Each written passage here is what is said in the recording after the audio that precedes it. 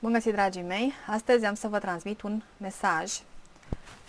Am primit un mesaj pentru tine, pentru mine, pentru noi, poate, celor cărora ne este greu la un moment dat.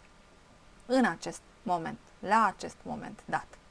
Și mesajul sună cam așa. Draga mea sau dragul meu, respiră. Știu că ai obosit să fii puternică sau puternic, dar nici nu trebuie să fii. Lasă-te susținută de acest prezent, oricât de strâmt și incomod ar părea. Nu ești în derivă, ești în tranziție. Casa ta nu este doar un loc. Este în tine.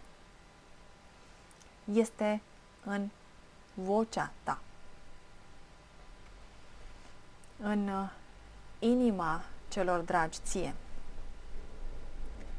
În blândețea cu care îți duci fiecare zi și fără spațiu, fără ordine, fără toate piesele puse la un loc.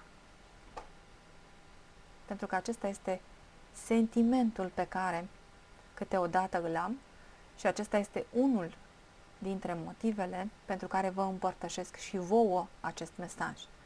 Poate aveți acest sentiment de haos și cum că lucrurile nu sunt, poate, într-o ordine perfectă. Nu ai pierdut nimic din ceea ce ești. Tot ce ai lăsat în urmă prin foc se transformă în îngrășământ pentru o versiune mai adevărată a ta. Tu nu ești victima focului. Tu ești cea care renaște din el. Lasă frustrările să curgă ca o apă tulbure care duce tot ce nu mai e al tău, tot ce nu îți mai aparține. Și dacă simți să plângi, fă-o. Lacrimile tale nu sunt un semn de slăbiciune, sunt apă vie care udă grădina viitoarei tale vieți. Aceasta este prima zi din restul vieții tale. First day of the rest of my life. Rămâi aproape de inima ta. În ea deja este pacea de după furtună. Se așează. Dacă simți că ți este greu să te desprinzi, poate, pentru că simțim asta de multe ori. Avem acea nemulțumire interioară. Avem și acea viziune mai înaltă a ceea ce simțim, a ceea ce trăim. Totuși, poate ți este greu și ție, ca și mie uneori, să te desprinzi de nemulțumire. Imaginează-ți că o ții în mâini ca pe o piatră grea și spune-i: te văd, te simt, dar acum aleg să te pun jos. Nu pentru că am scăpat de tot, ci pentru că merit să merg mai departe. Pentru că merit să merg mai ușor, mai lin, mai în flow, mai în curgere.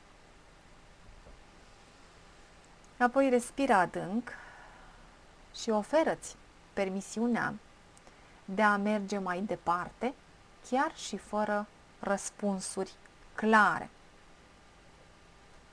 Și asta este unul dintre cele mai dificile lucruri pe care eu, la acest moment, le-am de făcut. Pentru că mintea cere răspunsuri clare.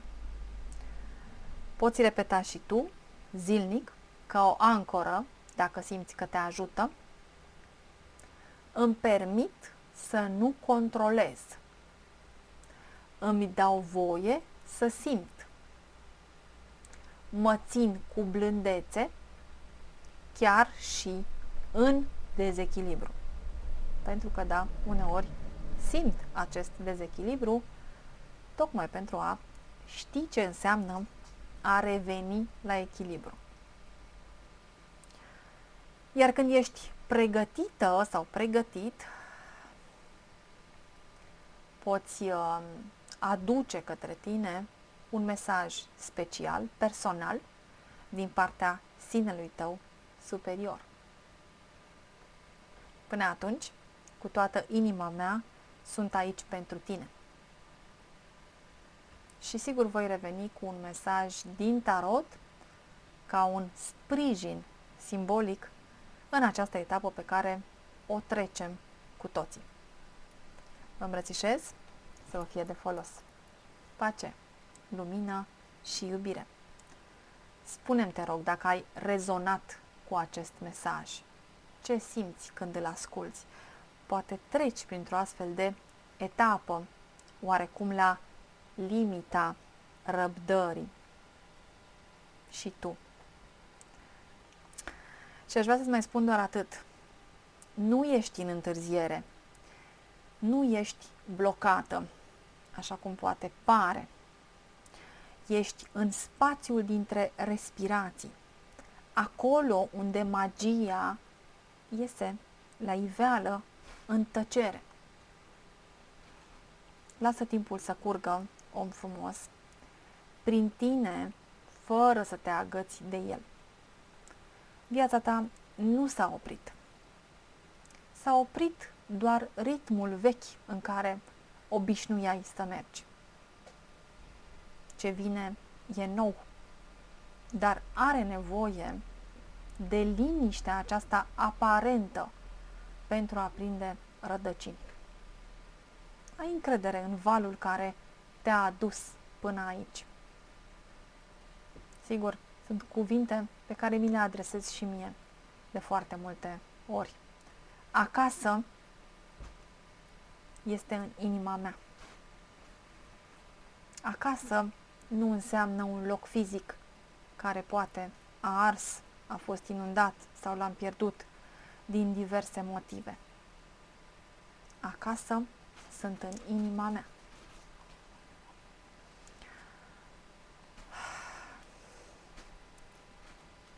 De foarte multe ori simt să vă transmit și vouă unele trăiri pe care le am în urma acestui eveniment pe care l-am trăit.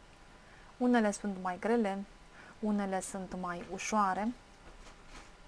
De multe ori las în urmă așteptarea aceea grea și mă așez în încredere, în credința despre care am vorbit cu atâtea ocazii.